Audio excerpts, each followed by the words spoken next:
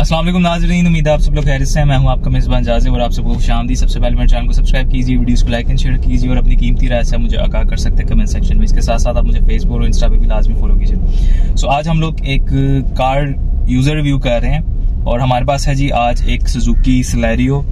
ये UK import है और इसका जो है हम ऑलरेडी पहले भी रिव्यू कर चुके हैं डिटेल के अंदर।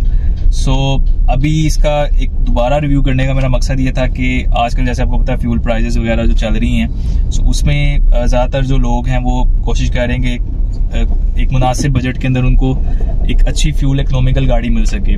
और उसमें 660 सीसी जो गाड़ी है उसकी तरफ लोग काफ़ी ज़्यादा अट्रैक्ट हो रहे हैं इस टाइम पे, जिसमें ऑल्टो की मार्केट बहुत ज़्यादा चल रही है और अभी रिसेंटली कुछ प्राइजेस भी डिक्रीज हुई हैं। सो अभी जो है मेरे पास ये सुजुकी सिलेरियो है। ओवरऑल जो इसकी लुक्स हैं सारी ये ऑलमोस्ट आप समझें कि जो पाकिस्तान में आपको कल्टस मिलती है सेम वही गाड़ी है।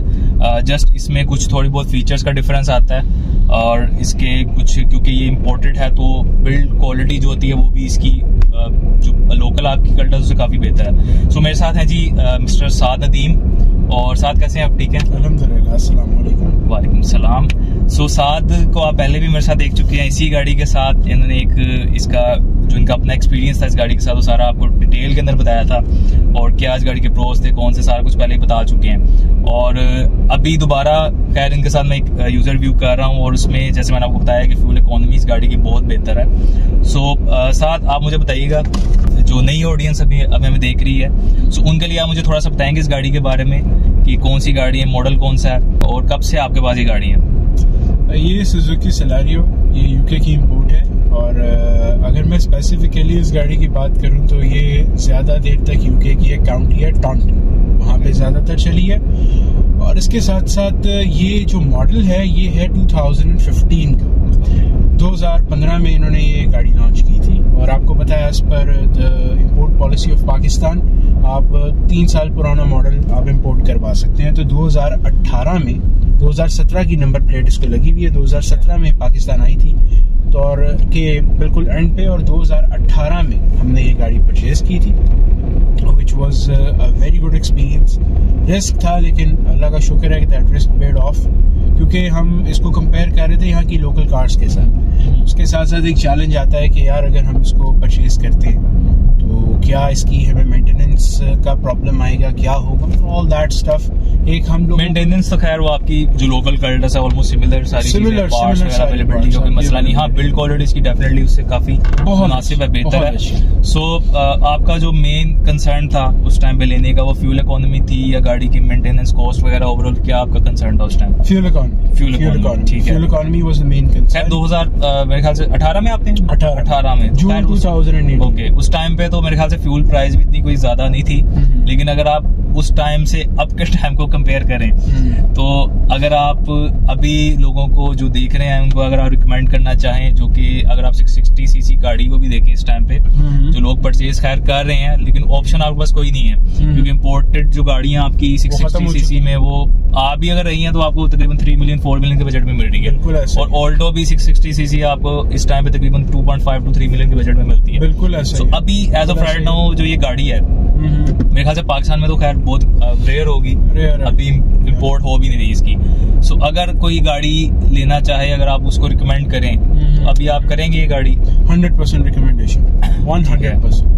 लेकिन अभी ये मिलेगी नहीं। ये मिलेगी नहीं, मेरे पास है, मेरे से आपने परचेज करनी है तो कर ले जनाब। अच्छा, वैसे आपका है भी मूड बेचने का? जी मेरा है, मैं थिंकिंग लास्ट टाइम देखिए बात ये है कि ये बड़ा मुश्किल काम होगा क्योंकि जाहिर बात है वो बच्चा जो आपका सबसे ज्यादा ओबीडियंट हो, डोसाइल हो, ठीक है ना, वो बेटी जो आपकी सबसे ज्यादा फर्माबरदार हो, उसको पाकिस्तान उसको अपने ससुराल भेजना, या वो बच्चा जो आपका सबसे ज्यादा प्यारा हो उसको मुल्क से बाहर भेजना, दिल को तो बड़ा दुखता है लेकिन ठीक है समटाइम्स आपको ये करना पड़ता है। अब ये मेरा बच्चा है, इसको सेल करना, ड्रामा सीरियल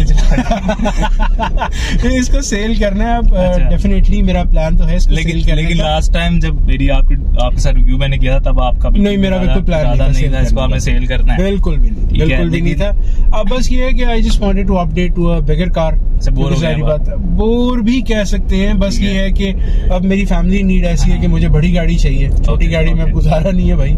अच्छा, फ्यूल एवरेज आपने मुझे मेरे ख्याल से लास्ट टाइम से 20 बताई थी, कितनी बताई थी इसकी? नहीं, इसकी तकरीबन जो है शहर के अंदर जो फ्यूल एवरेज है वो तकरीबन 21-22 है। 21-22 है और लॉन्ग के ऊपर आपकी 27 से 28 के इनबिल्ट। अच्छा, यानी कि ये तो फिर आपकी ओल्डो जो है उससे भी काफी बेहतर है, बहुत बेहतर है। इवन इसके टैकोमीटर के ऊपर इस वक्त हमें, चूंकि ये यूके की गाड़ी है, इट्स अ यूके कार, तो वहाँ पे माइल्स पर गैलन में आपको बता रहा है ये सिर्फ 45.2 दे रही है। तो अगर हम इसको कन्वर्ट करें, इसको अगर हम किलोमीटर पर लीटर में कन्वर्ट करें तो ये तकरीबन आपका 20 से 21 बनता है। ये इसकी शहर के अंदर इस वक्त की एवरेज है। आप सिटी के अंदर अगर ये गाड़ी ड्राइव करते हैं तो ये शहर के अंदर है। हाँ, अगर आपका लॉन्ग ट्रैवल है, अगर आपका ये है कि यार मेरा जॉब की है, मेरे बिजनेस की नौयत ऐसी है जैसे मेरी है, अक्सर मुझे शहर से बाहर जाना पड़ता है। अच्छा, लॉन्ग पे कैसी ओवरऑल इसकी रिस्पांस कैसा है? बहुत अच्छा रिस्पांस है, एक्सेलेंट रिस्पांस। यूजुअली एक 1000 सीसी गाड़ी की जाज़िब आरपीएम जो है जब वो 100 पे जाती है, 100 से 120 के अंदर जो क्रूज कर रही होती है गाड़ी, 1000 सीसी कार अपनी रेंज के अंदर, तो उसका आरपीएम ऑलमोस्ट 4 के ऊपर होता है, 4 के ऊपर। इस गाड़ी की ये खसूसियत है, इसके अंदर इन्होंने खास किस्म का सिस्टम सेट किया हुआ है जो कि इसके आरपीएम को 4 से वापस डाउन करके 2.5 पे ले आता है। तो स्पीड उसकी स्टेबलाइज होती है 100 से 120 के इन बिटवीन, और आरपीएम उसका 2.5 पे रहता है। वो फिर यही वजह है ना कि आपकी एवरेज लॉन्ग क्रूज के ऊपर भी इसकी एवरेज जो है वो बहुत अच्छी हो जाती है, वो ज्यादा अच्छी हो जाती है, क्योंकि आपने हाईवे पे या मोटर पे ड्राइव करनी है तो वहाँ पे आपने एक कांस्टेंट स्पीड के ऊपर गाड़ी को चलाते रहना चाहिए। पिक वहाँ पर इसकी कैसी है? पिक अच्छी है, पिक बहुत जबरदस्त है। अगर आप इसको कंपेयर करें कल्टस के साथ जो है, तो एवरेज और पिक ओवरऑल ड्राइव, ये तो मतलब दिस कार स्टैंड्स आउट। मतलब आपको डिफरेंशिएट करती है कि बहुत ज्यादा अलग है, सैलरी बहुत अलग है, बहुत नॉर्मली वो लोकल है, वो लोकल है, ये इम्पोर्टेड है। लेकिन पाकिस्तान में मैंने देखा ना लोग नॉर्मली जिनको ये देखिए, ये मैं अब आपकी मैंने स्पीड दी है इसको, ये मुझे कहीं से लैग नहीं दे रही, ये मैं इसको ये अच्छा ठीक है मैं आपको बता रहा हूँ कि इसकी कोई हमें लैग नहीं दे रही है, कोई लैग नहीं दे रही है। बस I just wanted to show you कि यूजुअली क्या है, 1000 सीसी गाड़ी जो यहाँ पे लोकल है, आप कल्टस चलाएं या आप ऑल्टो चलाएं, तो वो जब आप उसकी गाड़ी को रेस देते हैं ना तो अंडर पावर है वो। वैसे भी मैनुअल, अच्छा ये मैनुअल ट्रांसमिशन मैनुअल, वैसे भी एवरेज उसकी जो पिक होती है इनिशियल वो अच्छी होती है। और बाकी बिल्ड क्वालिटी कल्टस और इसकी, वैसे मैंने पहले बताया कि डिफरेंस तो है। इसमें 6 एयरबैग्स हैं, 6, ठीक है। This car comes with 6 airbags. This car comes with eco idling stop technology. This car comes with traction control. This car comes with built-in cruise control. वो अलग से इसकी चिप लगती है यहाँ पे, वो आप लगवा लें। So अभी आपके पास इसको हो चुके हैं मेरे ख्याल से कोई 5-6 साल हो गए 2018 से लेकर अब तक। Still alhamdulillah car is going on. ठीक है, तो अभी तक आप इजी है इसके साथ, कोई से तंग तो नहीं किया इतने सालों में? और मेंटेनेंस वगैरह इसकी कॉस्ट क्या आपको आती है? मेंटेनेंस कॉस्ट वही है जो आपने इसके ऑयल चेंज करवाने टाइम पे आपकी ब्रेकिंग, वो सारी जो जनरल लेवल की इसकी सारी मेंटेनेंस होती है वो आप करते रहें। इसको ऑयल चेंज करवाएं, इसके अलावा इसकी ब्रेक ऑयल आप फ्रिक्वेंटली चेक करते रहें, इंजन ऑयल चेक करते रहें, सब वो सारी की सारी चीज़ें। बस वो एक बेसिक लेवल की चीज़ है। बैटरी इसकी आप टाइमली चेक करते रहें, क्योंकि अब इसकी जितनी भी ये मेजर जो इसकी जितनी भी ये चीज़ें हैं वो सारी बैटरी पे चल रही हैं। तो मेक श्योर कि बैटरी अच्छी क्वालिटी की आप यूज़ करें, ड्राई बैटरी यूज़ करें, जो हाइब्रिड बैटरी होती है वो आप इस्तेमाल करें, वो ज़्यादा देर तक चलती है एज़ कम्पेयर टू वो जो आपकी डिस्टिलेटेड वाटर वाली बैटरी है, वो ज़्यादा देर नहीं इस पर चलती। तो अल्हम्दुलिल्लाह बैटरी जो है वो मैंने 2019 में डलवाई थी, 2019 में मैंने बैटरी डलवाई थी, एंड सिंस देन बैटरी ने भी अभी तक कोई रिप्लेसमेंट की कोई प्रॉब्लम नहीं आई है। अच्छा, अभी तक वही चल रही है? वही चल रही है, 19 की चल रही है वही। मेरी तो यार वैसे अपनी कोई 1-2 साल मैक्सिमम बैटरी निकालती है। वो अपने यूज पे डिपेंड करता है ना हमारा जो। लेकिन खैर वो फिर वो आपकी वही बात आ जाती है ना, इम्पोर्टेड फिर लोकल गाड़ियों में फिर आपके पास है। बेसिकली इसके अंदर इन्होंने जो सेंसर्स लगाए हुए हैं वो इंटेलिजेंट मॉनिटरिंग वालों की है, जिससे वो सेंसर्स जो है ना वो भी बड़े स्मार्ट तरीके से चीज़ों को लेके चलते हैं। आपकी गाड़ी की वही फंक्शन को वो यूज करेगा, ऑन करेगा जिसकी उस वक्त जरूरत है। वरना यूजुअली व्हाट हैपेंस इज कि जो सेंसर्स आपकी यहाँ पे गाड़ी के अंदर आते हैं वो कन्वेंशनल किस्म के होते हैं। वो क्या करते हैं, गाड़ी स्टार्ट होती है तो सारे सेंसर्स ऑन हो जाते हैं, all the sensors are working. जिस सेंसर की जरूरत नहीं भी है वो भी सेंसर चल जाता है, जिसकी वजह से जो बैटरी है उसके ऊपर एक्स्ट्रा ऑर्डिनरी आपका लोड पड़ जाता है। यहाँ पर इस गाड़ी का ये बहुत ही एक एक्सटर्नल और एक अच्छा फीचर है कि ये सिर्फ उसी सेंसर को। अच्छा, ये अभी खड्डों में आई है तो खड्डों से मुझे याद है सस्पेंशन इसके कैसे हैं? बहुत अच्छे suspension, very good. This car is ideal for anyone who is living inside Lahore और उसने बिल्कुल वहाँ पर अपनी गाड़ी चलानी है इनसाइड लाहौर, अंदरूने लाहौर। मैं कल भी गाड़ी अंदरूने लाहौर लेके गया हुआ था, तो छोटी स्पेसेस के अंदर पेनिट्रेशन के लिए भी ये गाड़ी एक्सेलेंट है। आपके लिए आपको इतनी अच्छी कंफर्ट प्रोवाइड करती है कि आराम से आप वहाँ पर इजीली ट्रैफिक के अंदर, क्योंकि इन ओवर दीज ईयर्स जैसे लाहौर में ट्रैफिक बहुत ज़्यादा बढ़ गई है। ऑल्दो मेरी रेजिडेंस है वो ज़रा लाहौर से हट के बाहर है, तो लेकिन उसके बावजूद भी इधर भी ट्रैफिक बहुत ज़्यादा आ गई है। तो इसीलिए ट्रैफिक के अंदर भी इसका जो पेनिट्रेशन है वो बड़ा आसान है, ईजी है। कोई भी बंदा आराम से इसके अंदर अपना मामला कर सकता है। Anyone who want to buy this car, I think it's a must recommendation, और लोग इसको खरीदें तो that car is very good. बाकी इसके रिकमेंडेशन में मेरे ख्याल से ज्यादा जो कंसर्न होगा वो फ्यूल एवरेज ही होगी। फ्यूल एवरेज प्लस पॉइंट भी ये क्या है कि आपने देखा है कि अगर आप फ्यूल एवरेज के लिए गाड़ी खरीदते हैं तो you have to make a compromise on the power of the car. आपको गाड़ी की पावर के लिए कॉम्प्रोमाइज करना पड़ता है। सही। तो इसकी कंफर्ट कैसा है? वैसे तो मुझे सीट इसकी कल्टस है तो मुझे बहुत अच्छी लग रही है। इसकी सीट्स फर्क है, इसकी सीट्स बहुत फर्क है।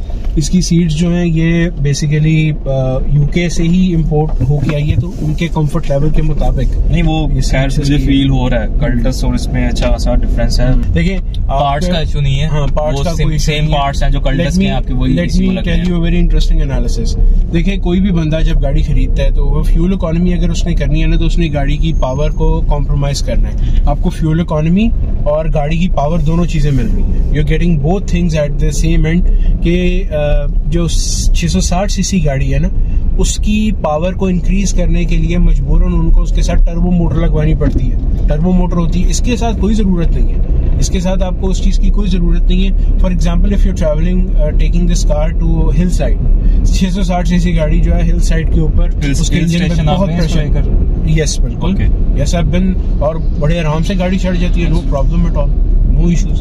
तो वो उसकी वजह से कि आपको एक ऐसी कार जो आपको फ्यूल इकोनॉमी भी दे रही है, आपकी ड्राइव जो है उसमें भी कोई फर्क नहीं आ रहा, आपको गाड़ी कहीं से अंडर पावर फील नहीं होती है। तो इसीलिए ज़रूरत नहीं है आपको 660 सीसी परचेज करने की। ये इसके लिए नहीं, मैं वैसे नॉर्मल एक एनालिसिस कर रहा हूँ एज अ बायर, कि जब मैंने परचेज करनी थी तो मेरे सामने हर तरह की लाइन की 660 सीसी गाड़ियां पड़ी थी, ये भी आ गई। तो जब मैंने कंपेयर किया इन सारी चीज़ों को इसके साथ, तो I think this car was literally standing out. अब ये हमारे पाकिस्तान की बैड लक है कि इम्पोर्ट के ऊपर जब बैन लगा तो फिर ये गाड़ी, इस तरह की बिल्ड क्वालिटी की गाड़ी पाकिस्तान में मैन्युफैक्चर नहीं होती है। इम्पोर्ट अब हो तो जाती है, लेकिन प्राइस कहीं पे वो मतलब, हाँ, आप जो गाड़ी आपको आज से कोई 2, 3, 4 साल पहले कोई 12-13 लाख की या 15 लाख की मिलती थी, अब आपको शायद डबल से भी ज्यादा मिलती है। वो तो फिर फायदा नहीं है ना। अगर आप इम्पोर्ट भी करा रहे हैं तो फिर आपको, अगर आपने 35-40 लाख रुपए में जापानीज 660 सीसी लेनी है तो फिर ये ले बकायदा, ये उससे काफी बहुत बेहतर। आपकी 1000 सीसी कार है, आपकी प्रॉपर पावर भी देखिए। जब आपकी गाड़ी की इंजन की ताकत ज्यादा लगती है ना, किसी जगह पर कहीं भी आप ड्राइव कर रहे हैं, जब ताकत ज्यादा लगती है तो अल्टीमेटली फ्यूल की जो इनटेक है वो इंजेक्टर्स ज्यादा लेते हैं। ठीक है, अब आप अगर 660 सीसी गाड़ी को आप उसकी प्रॉपर मैक्सिमम थर्स्ट के ऊपर लेके जाएंगे, उसको इंजन को आप उसे पावर मांगेंगे, तो वो इंजेक्टर से उतने फ्यूल खींचेगा, आपकी फ्यूल इकोनॉमी पे इफेक्ट पड़ेगा। तो इसी तरह से जिस गाड़ी का इंजन बड़ा होता है, आप उसे जिस तरह की भी ताकत लेना चाहें, वो इंजन आपको उस लेवल की ताकत देता है। तो ये बेसिक चीजें हैं जो कि लोगों को, I think people should now know to understand कि 660 सीसी गाड़ियां जो हैं वो आपकी एक हद तक आपको एक अच्छी यूटिलिटी दे देती हैं, लेकिन जब आपको एक अच्छी ऑप्शन मिल रही है सेम प्राइस में, बल्कि उससे रिलेटिवली कुछ कम कीमत में, तो मेरा ख्याल है कि अगर किसी को ये गाड़ी मिलती है कहीं पे, वैसे बहुत रेयर है ये गाड़ी मिल जाएगी क्योंकि अब आपका प्लान है सेल करने का, तो ये अच्छी गाड़ी है। ऐसा सोचा है इसके बाद आप कौन सी गाड़ी लेना चाहेंगे? Probably BRV। BRV, हाँ, फैमिली, क्योंकि फैमिली है मेरी, बढ़ रही है फैमिली, वो I think that car would serve my purpose. वरना BRV भी मेरे ख्याल चल रही है 5-6 मिलियन में चल रही है। हाँ, तो वो फिर मेरा वो प्लान है। वैसे अगर मेरा वो फैमिली वाला एक जेन्युइन मामला ना होता तो मैंने ये गाड़ी कभी सेल नहीं करनी थी। मैंने नहीं कभी सेल करनी थी। ये गाड़ी शायद मेरे साथ और मजीद 5-6 साल तक और चलती। बस ये है कि वो अपनी अपनी आपके इंटरेस्ट होते हैं, आपकी ज़रूरियात होती हैं, तो अब मेरी नीड वो है कि I need a bigger car, तो बस इस वजह से यार आपको कहीं ना कहीं फिर कुछ चीजों में कॉम्प्रोमाइज करना पड़ता है। यहाँ पे आपको फ्यूल एवरेज मिल रही थी, लेकिन अब आपको दूसरी तरफ गाड़ी चाहिए, तो वो चीजें फिर आपको उसके ऊपर कॉम्प्रोमाइज करना पड़ेगा, जो चीजें आपको ये दे रही है। बिल्कुल। सो खैर ये एक हमारा छोटा सा, एक बल्कि छोटा सा नहीं, काफी डिटेल में था, और साथ जो है इन्होंने भी आपको तकरीबन, मेरा तो खैर आप सुनते रहते हैं एनालिसिस वगैरह, और इन्होंने आपको अपना एनालिसिस भी दे दी है, तो मेरे ख्याल से आपको कोई प्रॉब्लम नहीं होगी अगर आप गाड़ी ढूंढ रहे हैं मुनासिब बजट में और इकोनॉमिकल गाड़ी ढूंढ रहे हैं, और फ्यूल एवरेज अगर आपका मेन कंसर्न है। सो होप सो ये जो मिस्टर साद हैं इनका भी एनालिसिस आपके लिए हेल्पफुल हो, और ये जो आप वीडियो देख रहे हैं ये भी आपके लिए हेल्पफुल हो, और आप एक अच्छा डिसीजन ले सकें। और बाकी अगर आप ये गाड़ी परचेज करना चाहें तो मैं मिस्टर साद जो है इनका कॉन्टैक्ट डिटेल्स आपके साथ स्क्रीन पे शेयर कर दूंगा, तो आप डायरेक्टली इनसे कॉन्टैक्ट कर सकते हैं। अगर आप इसकी विजिट करना चाह रहे हो या जो भी फर्दर आपकी क्यूरीज हो आप इनसे पूछ सकते हैं। So that's all for today, इंशाल्लाह will see you in the next video. Till then